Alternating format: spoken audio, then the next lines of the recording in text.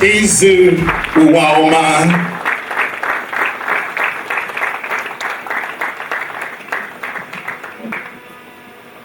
You can all sit down.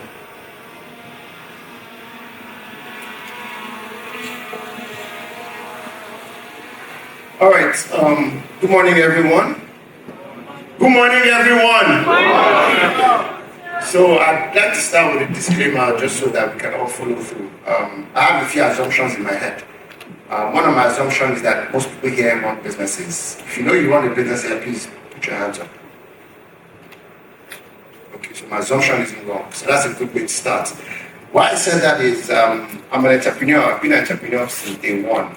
I grew up in Ikoyi, and I remember as kids just selling bangers and fireworks to kids. And when we became teenagers, it was cool to wear nice shirts. And I remember a few times going to buy in bulk shirts in Balogun markets. In Ikoyi, people didn't know where Balogun market was because they were sort of bougie. And I'll buy shirts and I'll take it to Shomolu and I'll print. And I'll probably buy shirts for maybe 2,000 naira back then, print for 1,000, and I'll take it to the white neighborhood, white kids. I mean, Ikoyi has changed drastically in the last 20 years. I had neighbors where they were mostly all white. So if you buy a shirt at 2K and print at 1K, you can sell it as much as 10K. So that was my first stint understanding how business works. And ever since, I've run businesses. I left, went to university, made the first degree in mathematics, pretty good grade. Went back, did first master's, second master's, third master's. So I really don't know how to engage people who are not entrepreneurs. And I think that Nigeria's problem can fundamentally be solved only by entrepreneurship. Don't let those politicians fool you about giving jobs, 1 million jobs. The only people that can provide jobs are entrepreneurs. The more we know it, the better for us. So pardon my assumption on that. I spent the last 10 years building businesses, first for myself and then for others. My core is in corporate restructuring. I like the idea of taking businesses that are not running well, revamping it, and making them better. I'm a 3-time founder. I have a flight for 1:30, so I have to leave in like an hour. And one of the reasons why I'm going to Port Harcourt is not just to speak, but I'm about to take up a space that I and my wife, 3 years ago, I got married a few years ago, 3 years after I sat down with my wife and said, what do you want to do? Me and I'm an entrepreneur. If you're a writer, you write the kind of books you love to read. Am I right? Yeah. If you're a singer, you sing the kind of songs you love to listen to. What do you want to do? I said, oh, she's a nutritionist. She wants to set up a food brand. This was 3 years ago. And if I go to see the space today and I like, that will be our 11th outlet in 3 years. So do I know a thing or two about what I want to talk about? I don't know, but just listen to me and follow that trend. It's not to build outlets as a problem. It's not to build business as a problem. It's, do you need to build business that you will always be there? Because most of us as entrepreneurs are slaves to our own business. I also have an assumption here that most of us are Igbos, and that might not be right, but I want to assume that. And we Igbos and Igbo too, we have a fundamental problem. I've spoken in this hall a lot of times. I sit on a lot of boards, mostly Igbo businesses. For over 10 years, I sat on New Age. I'm sure we know New Age, the power bank. I mean, I sit on a lot of boards. I get to interact with my people, and I figured out there's a trend. There's a real big trend. It's an African trend, but it's deeper with we Igbos. Where one guy builds a great business, is no longer there, and the business collapses. Growing up as kids, we did night bus. We did that at school in Futo. We followed bus to Chisco, Ekene, Young Shagro, Izuchuku. We know these names. Yeah. Chidebere. And I really wish that, and that's everybody's prayer. I have 2 sons, and I look at them, 5 and 3, and I say to myself, if these kids can do 3x what I'm doing, I'll be happy. But a lot of us don't have that luxury. And there's a Arabic quote that, if it's translated in English, explains why. Why most people's kids don't take over their business and take it 10x. I mean, everyone now and then, some people do. I'm a mathematician, so I'll throw data. I'll talk about data a lot. Every now and then, there's always a God is good that took the business more than his father did. Every now and then. But in mathematics, what we call that is called statistical outlier. A scout line is where you draw a graph. I asked for a flip chart and board. They said, we don't have me. I like to write. I'm a consultant. I'll show you what happens with a graph. When you draw a graph, you plot y and x to draw a graph. But when you plot y and x, you know that there are some things that don't follow the plotting. If you remember secondary school maths, when those things happen, we call them statistical outlier. They're 1 in a million. There's a lot of God is good stories in Nigeria, let's be real. When children took over their father's business that died abruptly and took it 10x when their father probably wouldn't have. That man, if there's anything like dead people seeing, he'll be proud of his kids, right? And there's a reason why that happens. And there's an Arabic proverb that says, hard times create strong men. Strong men creates good times. The problem is good times create weak men. And weak men turn around to create hard times. Let me say it again, it's a cycle. 1, hard times create strong men. Then strong men create good times. Then good times create weak men. And weak men turn around to create hard times. 3 weeks ago, I took my kids to the village. No internet, no lights. And they have to stay there for over a week. I remember taking cassette tape from my their grandpa's room. And none of them knew what tape was. Side A and side B. And I told them this is how we used to listen to music back in the days. And he says, Dad, how about streaming? How does it work without the internet? I said, don't worry. Hard times create strong men. Strong men, good times. Good times create weak men. And weak men create hard times. Your work as a parent first. I'm not a parent consultant. I don't know a lot about it. I'm not learning the ropes. You have to, at different points, stimulate that system so the cycle doesn't complete. Like if you have good times, if you don't stimulate and change something, you create weak children.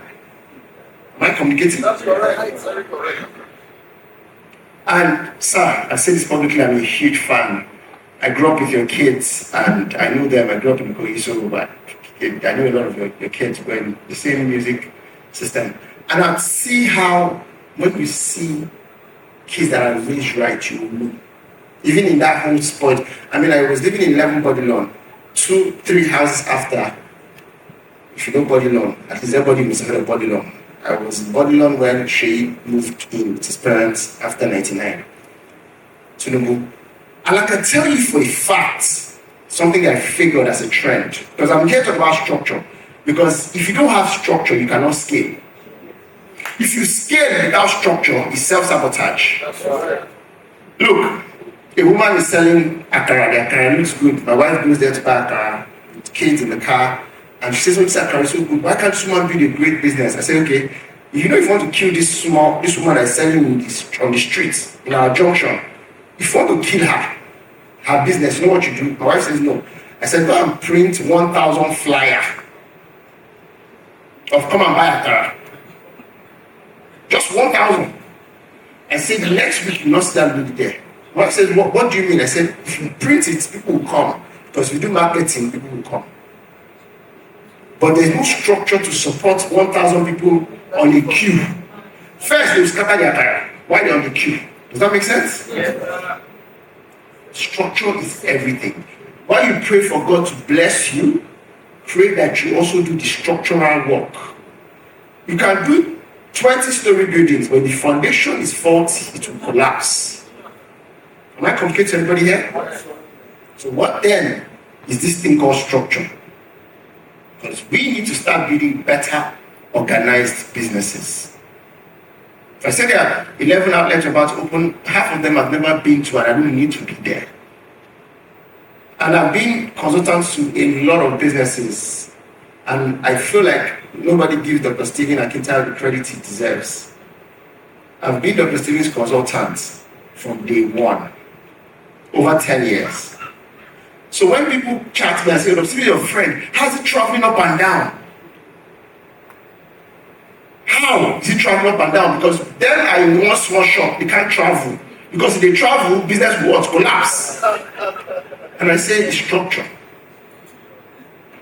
Let me tell you one quote you should write down. The ultimate goal of life is happiness and freedom. The ultimate goal is not to buy Rolls Royce. I mean, that's good. It is happiness and freedom. If you doubt me, I will wish you the opposite, which is money.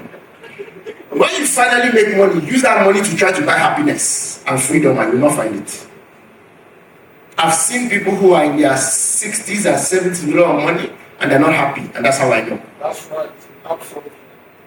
One of my best friends' dad passed on a few years ago. It was really sad. I think I remember chatting to Dr. Steven, he's my very good friend, and I said, oh, I'm heading down. I was supposed to see him that day, but I tried to say, oh, sorry, I can't. There's an emergency. I said, what the message? My best friend's dad just passed on, and he's Muslim, so they have to bury him the same day, and I need to go there to be with him. And he says, I understand. I sent him pictures and videos. I don't know if he remembers this function. And I sent him pictures and videos while in the sitting room of Ben that just passed on. And in that room, there was Dangote, and I said, you can tell how big the person would be for you to pass on, and Dangote is in your house that same day. And, something happened a few months before he passed on. I went to see him when he was sick, and he jokingly said something and said, look, ask your friend, which is like his son, ask your friend when last he saw me.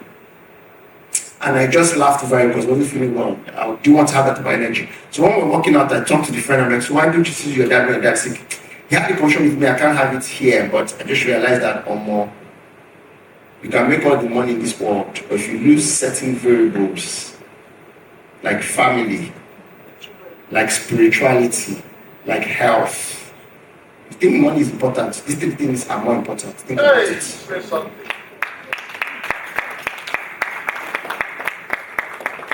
So the ultimate goal of life is freedom and happiness. You want freedom, you need to get structure. Because the more structure you have in your business, the more freedom you have in your life. Let me say it again. The more structure you have in your business, the more freedom you have in your what? Your life. And it's important. And why do you build great structure? There are 7 elements that make up a great business.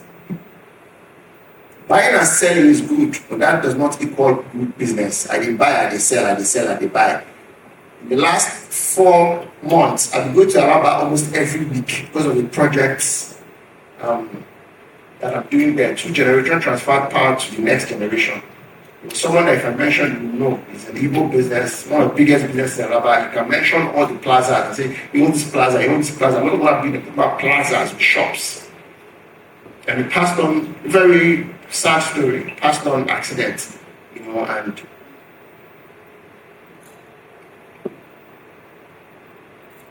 and I'm realizing a lot of things we can do better, because the truth about it is it's important to get this thing right. So 7 things that make a great business. 1 is shared value. Shared value, I don't have all time in the world, I'll just quickly run through them. Shared value is the power of what you believe in. One thing Dr. Steven has done, and I've learned as his friend, I mean, sometimes there's an element of see finish when somebody's close to you. Sometimes you don't see how powerful the person is. Sometimes I remind myself that, look, you need to brush that off. I don't know anybody in my life that dreams bigger than he does. He's a big dreamer. I still remember a small office in Ogba. I'll go there then, small office in Ogba, and I'll see a check. He wrote and pasted on the wall, and he said that check has maybe 50 million. And I know that this man does not have 500K in his account. I don't know how this makes you feel, but I don't know, can I share? And I'll jokingly laugh about it. I'm like, okay, what's 50 million? And that was probably the money he's put that he maybe one day will pay, maybe tithes. Not even the money we have. If you pay tithes of 50 million, what does it mean? It means that you have 5 billion. That's called value. Shared value. A lot of us don't have it. Something we believe deeply in, that even if we were to drop dead, we'll go with it. People know that this is what this guy lived for. That's what he will die for. And it doesn't have to be big dreaming, but you must have one. There's so many you can choose from. Hope. passion, energy, growth, excellence. I've seen people that their core value in life is excellence. I cannot do ordinary thing ordinary. Even if it's ordinary, I'll do it extraordinarily well. Even if I was to mop this ground, I will mop it so well that you say this is the best ground mopper the world has seen. That's excellence. So first is shared value. That shared value when you start your business must be transferred to the team members in your business. Am I communicating, guys? Yes. That shared value, what you are, must move to being the fundamental principle that drives everybody on your team. God doesn't like this thing this way. 1. 2 is skill. God's grace is important, very important, but please don't take it for granted. It must be backed up with the right skill. God's grace got you to the stadium to play football. You did not plan for that grace, but hope you can play football. And there are 3 skills every CEO must have. 1, technical skill for what you do. I did work a few years ago with a company called Sinotruck. I got fired out later at Sinotruck equity ownership. Dangote is one of the owners of Sinotruck. It's called Dangote Sinotruck. I didn't even know. And somebody there sitting down with the guy and talking, this is a company that assembles trucks in Nigeria, in Obakran. And they told me that, if Baba come here, people that don't know him call him Dangote, people that know him call him Aliko. So if Aliko come here, Aliko can enter this truck and he can drive the truck. I said, Dangote drive trucks. He said, Dangote drives truck. I didn't even know that part. That's someone that knows every element in the business. I go to the technical department and say, Dangote, you cannot even come down to tell Aliko that one thing is spoiled in the truck. He knows the things inside the engine. That's detail. All these things, if you want to be a business and stay in your fancy office, doesn't work. One of the biggest companies in the world is having crisis right now. It's called Boeing. Boeing is one of the biggest companies till today. Boeing has the biggest factory in the whole world. Plus China, all the factory in China. Boeing, when they produce plane, think about it, plane needs space to be produced because it's big. But in the last 10 years, they've dropped in valuation, dropped in assets. They've had 3 plane crashes or 2 plane crashes. 2 in the same year. That's a nightmare for anybody that owns such a big company. And I'm on Arise News. I speak every time, and every week. If I wasn't here, I'd be on Arise News. I spent a long time on Arise News as a analyst, right? Global news business analyst. And one day when they brought this up, I explained. I said, look, the problem with Boeing isn't the fact that Boeing is having plane crashes. I mean, that's the manifestation of the problem. And the real problem is that the people who are supposed to be leaders and CEOs have left the factory. So they have an office in another state, different from where the factory is produced. So they don't see what's happening. I don't know if what I'm saying makes sense to us. Right. Technical skill is important. Remember I said, look, we're building 11 outlets in the last 3 years. But my wife is a nutritionist, so she still knows a bit about health. You don't sell normal food, you sell healthy food. I mean, you can't come and say you want juice, I will give you packet juice, because there's no juice in packet juice. Your orange juice does not have orange in it, hope you know. Like somebody arguing whether Fanta has orange. I say, where in the world do you have the amount of orange to make orange Fanta? I don't know if it makes sense. So we want to say, look, chicken, I want to say, I tell my wife, we have to be kind of bad if you are selling chicken, let chicken be free range, not chicken that is eating poultry, eating chemical. Does that make sense? Yeah. First skill you must have is what? Technical skill. There are 3 skills you must have. Technicality of what you do, you must know it. And I don't know if Mr. Cosmo should remember me, but I've hung around to see me so much, but I've tapped so much from that knowledge. And one time he came to Nakaway to speak at GTEX event, and he shared a story about how he started, and I think we said Oyibo, correct me if I'm wrong, Oyibo, he had like a shop in Oyibo, I'm not sure, and he was selling spare parts or something like that. Am I right, sir? So I still remember. I'm like, now, pause. I went home, I told my wife, I said, this is somebody selling spare parts. Do you not understand why he's selling cars? Because the fundamental of car is what? Don't play with the technical skill. As you grow higher, you might lose a part of it because you want to be now doing networking and strategy, but you must have technical skill. Second thing is interpersonal skill. People run businesses. People run the world. You must be likable. You must be likable. You have no choice. People buy from people they know, like, and trust. If one of them is missing, you struggle with selling. And selling is the lifeblood of every business. People buy from people they know, like, and trust. So develop skills to be known, to be liked, and to be trusted. Does that make sense? Yes. Know, like, trust. What are you going to do for them to know you? Whether it's identity, whether it's noise making, make sure people know you. Because the more they know you, the more your business product will sell. Apple is owned by Steve Jobs. People know Steve Jobs. The biggest brand in Nigeria as we speak is Dangote.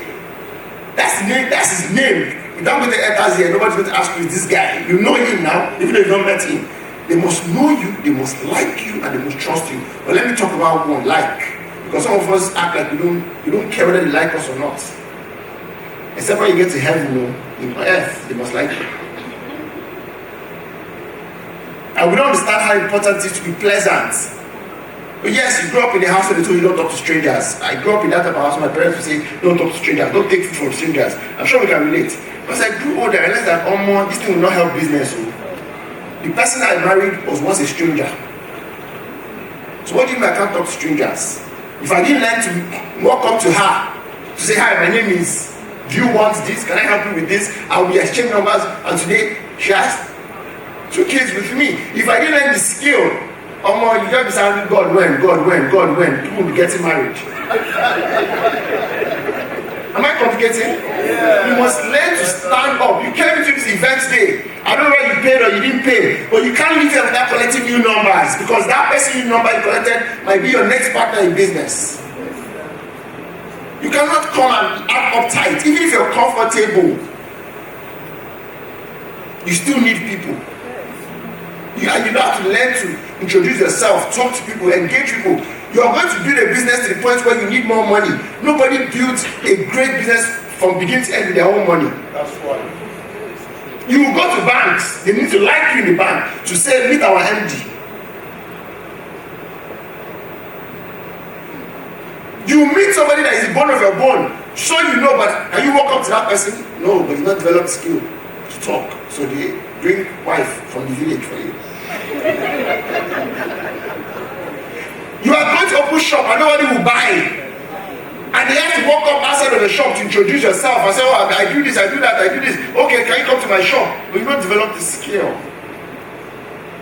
You're going to say, that's how we are in our family.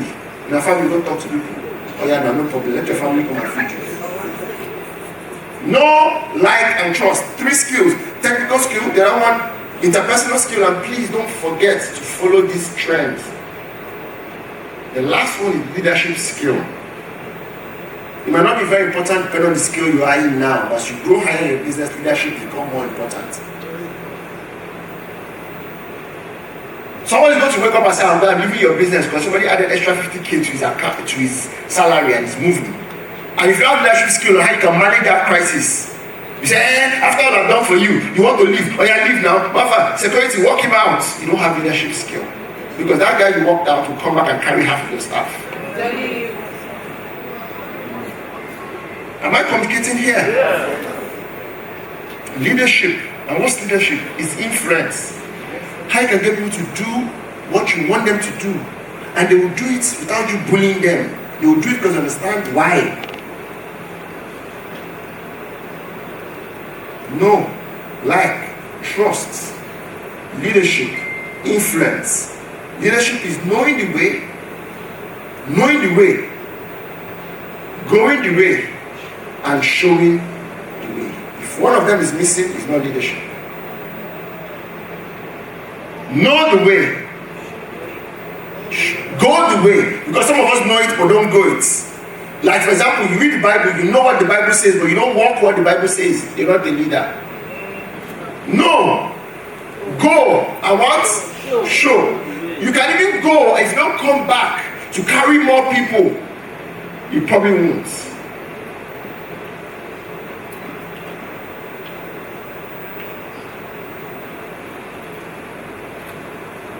As you go higher in leadership, you find out that there are different levels of leadership.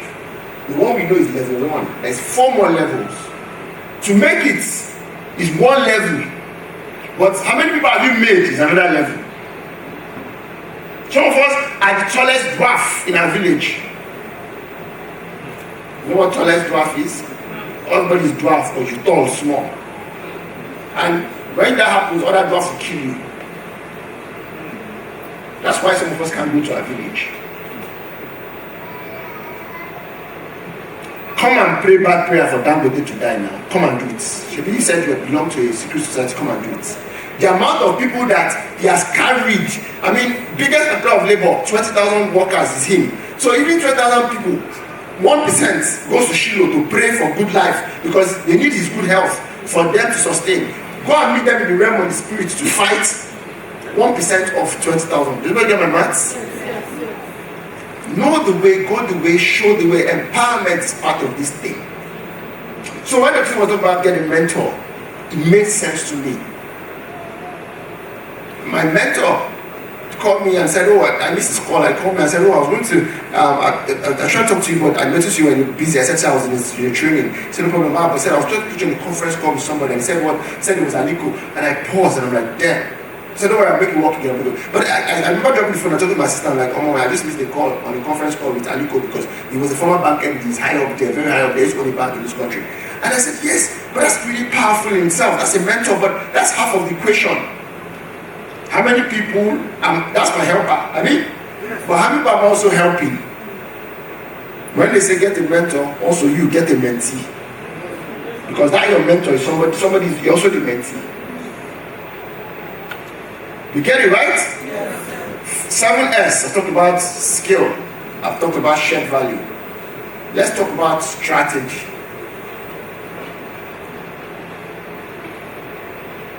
You see it? You all see it? You might want to take a picture of it because you will need this. If a business is struggling, it comes from one of these missing. If a business is struggling, and I spent 14 years restructuring businesses, I've been consulted at least 200 businesses in this country that are doing well. At least there's none of my business, any business I've done work that is not doing at least 5 billion every year. And I can tell you that the ones that are struggling, they missed one of these things. Whether wrong strategy, wrong structure, wrong skill, wrong staffing, it's always one of this. And for the guys who raise their hands up, can I please see your hands up again if you run a business, please? It's important. And I promised Mr. Chinedu this. I said, I'll give you extra value because I'm not going to stay too long. I need to run now. But I'll get anybody here that runs a business and have 5 staff. I'll give them free 30 minutes. And anybody that knows me, I've been here for a while. I said, anybody that knows me knows I've been here for a while, but if you have 5 staff, if you have up to 5 staff here, you're ready to talk structure. There's a code here. Just try and scan it and see where it leads you to. I'm engaged till Monday, Tuesday, but between Tuesday and Friday, if you scan this, I'm free. I'm not charging you anything. I'm ready to sit down with you and your team virtually. Just get your team or get only you to understand how to help you with this 7S of running a great business. You scan it to take you to a place, just 2 things, your name, what you do, a number of staff, and then we're going to have a commission with you. I really think that Nigerians can run better businesses. All these small businesses to prepare other people to build house in the village that you go for only once in a year. Spend 1 week in Christmas and you come back and you think you have arrived. We can run bigger businesses that can employ 500 people, 1,000 people. Then poverty will be out of Nigeria. Because the biggest factor for moving people from lower class to middle class is productivity. China didn't take 1 billion people out of poverty. What they did was they built factories and they built warehouses. And until you build the kind of business that can have big factories and big warehouses, you can employ people. Am I complicating, guys? So strategy. Let's talk about strategy real quick. Strategy fundamentally is the act of being different and getting better results than your competitors in that thing that is different. Now, if you run a business, chances are that you're not the only one doing that business. There are people competing with you, right or wrong. Strategies, how can you be ahead of the game? And don't let anybody fool you to tell you that the reason why you're not doing well is because somebody else is doing well. Let me say it again. Don't ever fall into that illusion. It's the first cause. That illusion is the first cause in witchcraft. If you want to learn how to be a witch, it's thinking that that man doing well is why you're not doing well. That's why they keep people. The market is big for everybody. You know how big the sky is? When have you heard that a bird was flying and the bird died because it collapsed, it collided with another bird? Have you heard it before? I have a pilot friend. I'm like, how do you guys fly and you don't jam yourselves? Have you ever wondered that? You're flying and planes are taking off. I mean, Lagos is a good example. Nigeria is a good example of planes. There are places in the world where you have like 500 flights every day. 500 planes are flying. And how do they not collapse? It says the sky is big enough for everybody. So how does that happen? First thing is you must understand how to win competition, and that's strategy. And there are only 3 ways you can win competition in business. And I'm not just talking theory, I'm talking practical. And if you talk theory, I have 3 masters. I've been to 3 business schools. One is cost, price. And that's what most people think of because it's the easiest way to do. You want to beat competition, you reduce your price. Am I right? Yeah. So people come, but that's a lazy man's way of reducing price.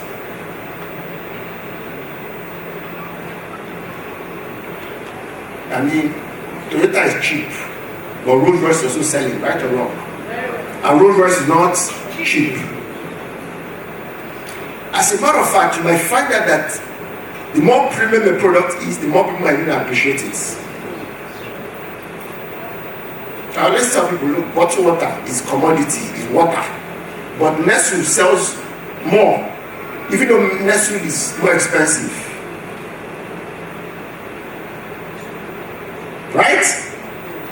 3 ways to win competition: price. I don't suggest it. Except you're big. Because when you're bigger, you can reduce price because of economy of scale. So because of economy of scale, you buy cheaper. I mean, if you produce juice in my wife's business, it can be cheaper because we don't buy fruit for where everybody buys fruit. We run in business where if you want to buy orange, we're talking to the farm to bring orange. You know it's cheaper than Mount 12 and Mount 2. Am I complicating? Yes. The second and third reason why you have to be competitive is why I'm here. Differentiation. Differentiation is a better way. How are you different from your competitor? Everybody's selling land, selling land. What is it about your land and how you're selling it that is different from other people? My children's school, I went there and I'm talking to the owner of the school. It's a small school, the neighborhood school, right? But it's quite premium and very high end.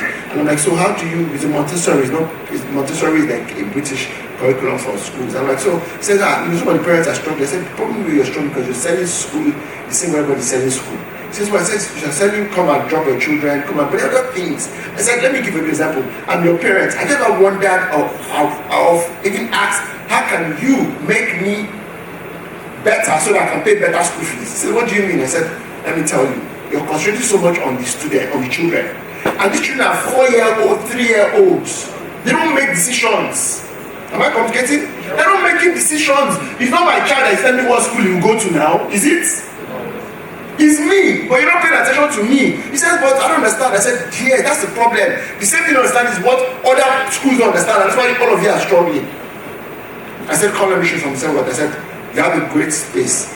I said, you have a great field. I said, this field, what do you do with it? He said, from where the children play. I said, let's start with that one. What can you do with the parents? I said, Saturday and Sunday, don't go anywhere. Turn it to an aerobic class. And tell parents that come and do aerobics. Get an aerobic teacher, put music, and tell the parents that even if their children are not in this school, they can invite their friends to come. And I invite my friends. And my friends say, oh, this school is so nice. After aerobics, everybody's happy. They say, how much do you need to pay? And people say, no, you don't need to pay any amount. It's free. And they say, oh, really, it's free. And because it's free, they're interested. So let me walk you guys through the school to see all the amenities that we have. And just show them coding, robotics, for children less than 10 years old. They are blown away because they all have children in schools that don't teach them those things. They're like, oh wow, so we'll teach them this, we'll teach them this, we do them, oh, and you know, it's a Christian value, we're like, wow. So now, by the way, in case your children, you didn't want to drop them off on weekends, you can drop them off here for free. Because we all live in Lagos, and their parties, we're looking to drop our children, maybe our nannies are not around. You know what she's doing? She's creating differentials.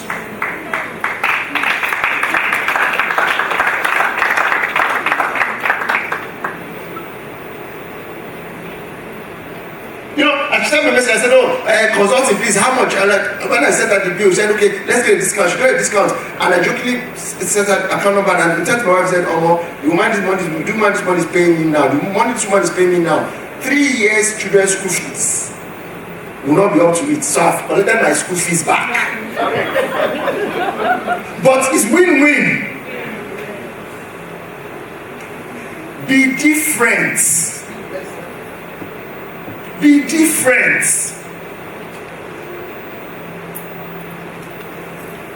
No fears ago, new age, but have to show me their charger cap out that look, you sell chargers. I said, everybody knows that when they travel, one thing that is important is for your phone to be on when you're traveling. Right or wrong? Whether bus or whether plane, I mean, I'm traveling now. If my phone is not on, I probably cannot even check in because they need to check my details. I'm like, put new age chargers in all the airports. Free. Come on, charge your phone in case your phone is bad. Your battery is bad, your phone is off. Be different. How can you be different? See, there's something better than being better, and it's being different. I always tell people, when you cannot be better, be different. If you cannot be better, be different.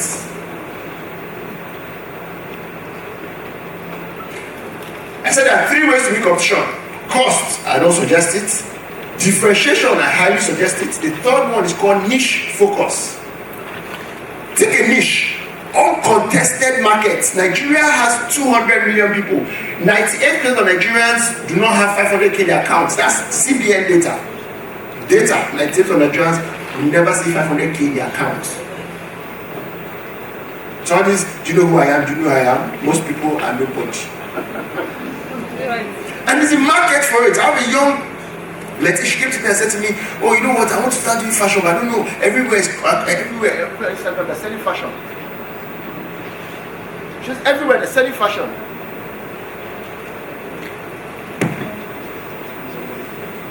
Check. Just everywhere they're selling fashion. Everywhere they're selling fashion. She says, oh, fashion, male, they're selling, female, they're selling, children, they're selling. I said children, biggest children brand now because that's there for years. It's called Rough and Tumble. Children, you see how Rough and Tumble made so much money just concentrating on only one segment. Children, they don't sell adults. That's niche. She said, but I love children, but children are really taking. I said, hey, so nothing else to take. I said, no, expand your brain. Your brain can be expanded. I said, your brain can be expanded. When you're tired, your brain can still think. Navy SEALs have shown us that no human being is 20% of their brain. Can I get another mic? No human being in their lifetime is 20% of their brain. You know what that means? Most of us can use 80% of reserve. God is upset that most of us gave us so much capacity and we're not using it. And maybe not wait for the last day for God to show us all we could have been. In Greek, sin, S-I-N, sin. In Greek, you know what it means? It means to lose a mark. And most of the biblical terms is Hebrew and is Greek.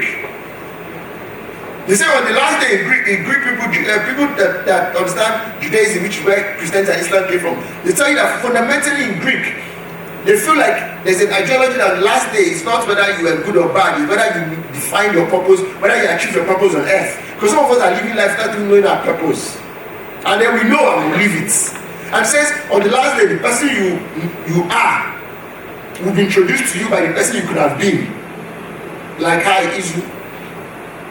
Meet the real Eizu that God created you to be. And the wider that gap, the more you have failed God.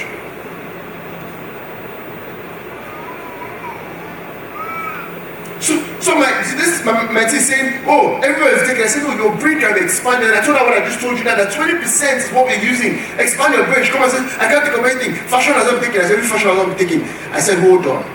I showed that data. I know what data is. 18 million Nigerians, women, give birth every year. Data. 18 million women will be pregnant every year. I said, now we talk about fashion. Name one fashion brand for only pregnant women. She said she can't find. I said, that's a niche that's not be taken. If you're married here, you know the challenge women go through once they put in. They can't be fresh again. They cannot slay. Their clothes become too big for them. Right? They add weight. Sometimes some women get pregnant and they stay in the house most of the time. Right? Because you feel like, oh no. I said, they still want to wear designer clothes, but there's no designer clothes for pregnant women.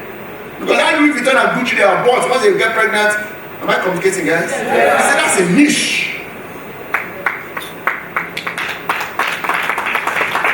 Own that niche, because nobody's own it can be number one in it. It's easier to be number one in it because nobody's there already. I told you my mentor is a former banker, millionaire in dollars. One time he was having his wedding at his birthday, and I was going to go and get drinks for him. You know, like Igbos culturally, we get drinks for people that are odogus. Right? If you want to go and see an odogu, you go with drink. So I'm going to get drink for this guy. I walk into a wine shop, and then he hit my spirit that wait a second. Non-alcoholic drinks are cheap, but I have people who drink who are also my boss, my mentors, and I know that if I want to show an egg that I can go buy 730 is 650,000 naira one drink. I can buy first because I can buy more Chandon. Those are drinks that will do if you know, you know. But I realize that because he doesn't drink, I can't find any major drink to buy for him. I said, wait a second, there's no drink in any supermarket that is 100,000 naira for non-drinkers. Not alcohol drinkers. I'm like, this is an uncontested market. So does that mean that if someone wants to give Adeboye a drink today, you cannot give him one drink for 100K? But you know that people that can give Adeboye one Rolls Royce.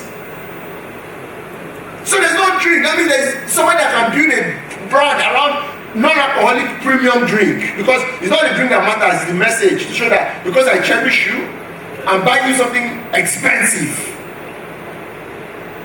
Look around your industry, there's uncontested markets. Somebody say uncontested markets.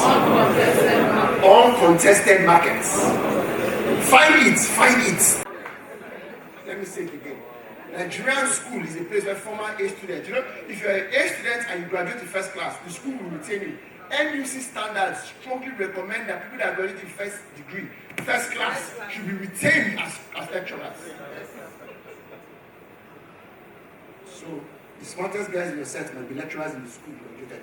Driving Volvo in 2025. School is a place where former students teach B students how to work for C students. And what makes a C student balance? They are intelligent enough to pass, but also socially intelligent to make good friends. Because in the end, it's the connection that is important more than intelligence in Nigeria. I don't know about that business.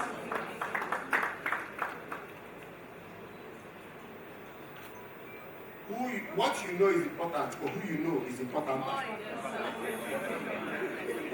What you know is important, but who you know is not important. And if you choose A and B, Mr. A knows everything and Mr. B knows everyone, I will bet my money on Mr. B that knows everyone. Because Mr. B also knows Mr. A, which is the guy that knows everything. Because he knows everyone. You guys get the logic? So then, we've ruled out too much intelligence. Ruled out being clever. Let me tell you another one, hard work. I grew up in Lagos, I was born in Lagos, if Nigeria was working, you should claim the state that you were born and were raised. You know in America, they don't do state of origin, they do state of residence. And I say when Nigeria is ready to work, we will place state of origin with state of residence. Because I grew up in Lagos, I know more Lagos than I know about my village. Even though of recent I've retraced my steps to want to go to Aba. I told you I was in my village 2 weeks ago, and I realized that okay, when you talk about it, this is what I'm driving at. One of the things I've learned over the last few years is that you cannot grow up in Lagos and somebody tells you you're lazy. Lagosians are hardworking. I mean, I was in Yola last 2 weeks. In the last 1 week, I've gone to like 6 cities. I was talking to Mr. Chinebe, like, I've been traveling a lot. And I'm just realizing how different states, even in Nigeria, have different culture. Lagos by 12, the city is still awake. People wake up by 5 o'clock, hit Oshodi by 6:30, waiting for traffic. Those guys cannot be called lazy. In Lagos, you might say you can be too intelligent to succeed. In Lagos, you can be too hardworking to succeed. When you are too hardworking in Lagos, you become a hustler. As you grow higher in life, hope you know that hard work should be replaced by smart work. And as you go higher, smart work is replaced by network. Hard work, smart work, network. At the end of the day, the ball is in your court. Anybody can fall off a ladder by accident. Nobody climbs a ladder by accident. Thank you and God bless you.